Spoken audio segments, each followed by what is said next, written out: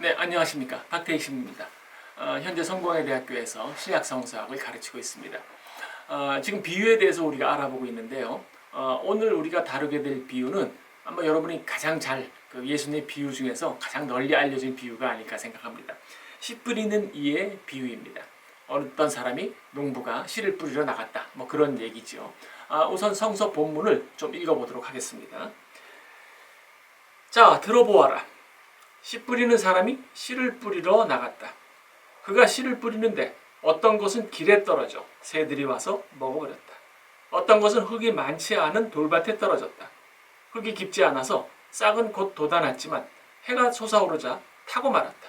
뿌리가 없어서 말라버린 것이다. 또 어떤 것은 가시덤불 속에 떨어졌는데 가시덤불이 자라면서 숨을 막아버려 열매를 맺지 못하였다. 그러나 어떤 것들은 좋은 땅에 떨어져 싹신하고 자라서 열매를 맺었다. 그리하여 어떤 것은 30배, 어떤 것은 60배, 어떤 것은 100배의 열매를 내었다. 예수님께서는 이어서 귀 있는 사람은 들어라 하고 말씀하셨다 하는 이야기입니다. 이 비유를 읽으면은 많은 분들이 질문을 합니다. 그 농부가 좀 이상한 사람 아니냐? 씨를 뿌리는데 어떤 것들은 왜 길에 뿌리고 또 어떤 것들은 흙이 많지 않은 돌밭에 뿌리고 또 어떤 것들은 아주 땡볕에 뿌려서 그 뿌리가 없어서 말라 죽게 하고 가시덤불에도 뿌리고 이런 게 어디 있느냐라고 얘기를 할지 모릅니다. 하지만 이것도 그 당시에 농사 환경을 좀 들여다보면 충분히 이해가 가는 말입니다. 이스라엘은 이제 광야성 기후입니다. 광야성 기후라서 이제 비가 올 때와 비가 오지 않을 때, 그러니까 건기와 우기가 확실하게 구별이 됩니다.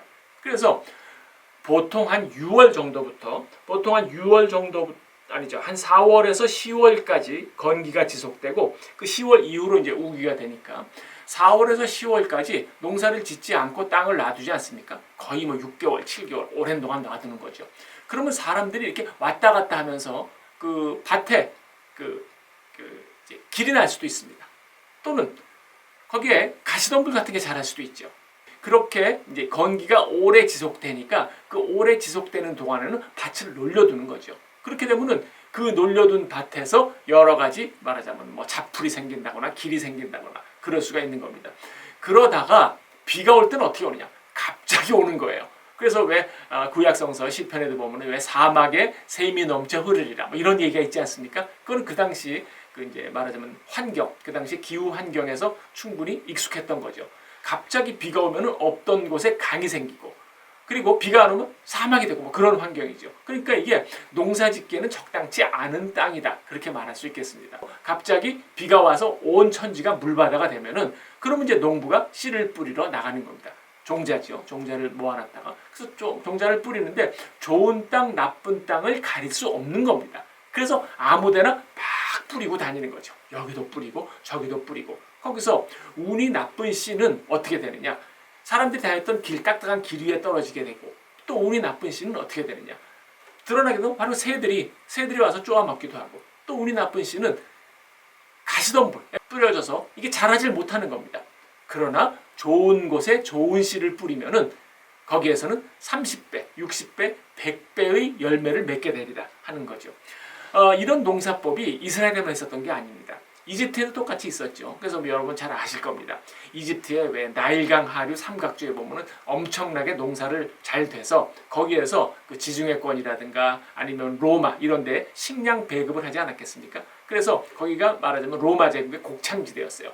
여기는 어떻게 농사를 짓느냐 하면은 나일강 상류에서부터 물이 내려오다가 갑자기 홍수가 나지 않습니까? 홍수가 나면은 이 흙이 넘칩니다. 흙이 땅 바닥에 있던 흙이 넘쳐서 주변으로 흘러내리는 거죠. 그걸 보통 이제 천정천이라고 하죠. 바닥이 높은 그 이제 하천을 얘기하는 거죠. 그러면 그게 굉장히 상류에서 내려온 비옥한 땅이 되는 겁니다. 그러니까 이집트의 농부들은 어떻게 농사를 짓느냐면은 저 위에서 이제 홍수가 났다라고 얘기하면은 나와서 씨를 막 뿌리고 잠시 나갔다가 돌아옵니다. 잠시 먼 곳에 피신해. 홍수는 피해야 되니까. 그럼 나갔다가 돌아오면은 거기에서 씨들이 뿌리를 내리고 자라서 밀농사를 짓게 되는 거죠. 그러니까 우리가 생각하기에는 그 약간 좀 이렇게 정신없는 거, 약간 미친 사람들처럼 농사를 짓는 것 같지만 실은 그것이 그 당시에 그 지중해권에 특히 이제 근동 지방에 그 사막형 기후 아니 그 광야성 기후 여기에서 이제 익숙하게 짓던 농사법이 되는 겁니다.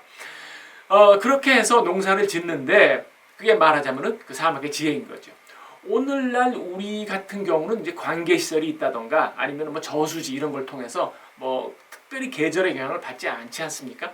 그렇지만 이집트나 이스라엘은 그렇다라는 것을 염두에 두면 되는 겁니다. 그러니까 이 비유를 들었을 때 사람들은 상당히 자연스럽다. 그래 우리가 똑같이 저렇게 농사를 짓지 하는 생각이 들었을 거죠. 그러면 이 비유를 통해서 예수님이 우리에게 하시려고 하는 말씀은 무엇인가? 이제 그게 중요합니다. 이 비유에 대한 해설이 바로 이제 마르코복음서 이 비유 말씀 바로 뒤에 나옵니다. 그 해설은 이렇게 되는 겁니다. 뭐 이를테면은 뭐 밭에 뿌려졌는데 그 이제 이 딱딱한 길에 뿌려졌다라고 하면은 뭐 믿음이 시원치 않아서 자라지 못한다라든가 가시덤불에 뿌려졌다. 그럼 세상 걱정이 많아서 제대로 신앙을 가지지 못한다든가 뭐 이제 뿌리를 깊게 내리지 못했다. 신앙의 뿌리가 좋지 않다. 뭐 이런 식으로 이제 설명을 하는 거죠. 그리스도인들은 뭐 이제 요즘이나 예전에 마찬가지겠지만은 그런 씨가 뿌려지고 하면은 그 씨는 똑같은 복음의 씨인데 그것이 어떤 토양에 뿌려졌느냐에 따라서 씨가 좋은 열매를 맺느냐 못 맺느냐가 결정된다고 보는 겁니다. 그러니까 복음의 씨는 똑같죠. 하지만 사람의 어떤가에 따라서 그 복음을 받는 그 사람의 마음에 따라서 그 사람이 말하자면은 복음을 받고 성실하고 훌륭한 그리스도인이 되느냐 못 되느냐가 결정되는 거죠. 그러니까 씨에 문제가 있는 건 아니죠. 밭에 문제가 있다. 그래서 우리한테 큰 교훈을 준다. 그렇게들 받아들입니다. 아까 제가 비유의 3가지 말씀드리지 않았습니까? 첫 번째는 자연스럽다. 두 번째는 뜻은 하나다. 그리고 세 번째 각자 생긴 귀에 따라서 다르게 알아들을 수 있다. 다르게 해석할 여지가 있다. 라고 하는 바로 세 번째가 그거에 해당합니다. 그러니까 씨를 받는 사람에 따라서 각각 어떻게 열매를 맺는가가 결정된다는 거죠. 물론 전 그 뜻이 맞다고 생각을 합니다. 하지만 여기에서 또 하나의 중요한 뜻을 찾아낸다면 이게 역시 예수님이 자기 자신에 대한 얘기를 하는 게 아닌가 싶습니다.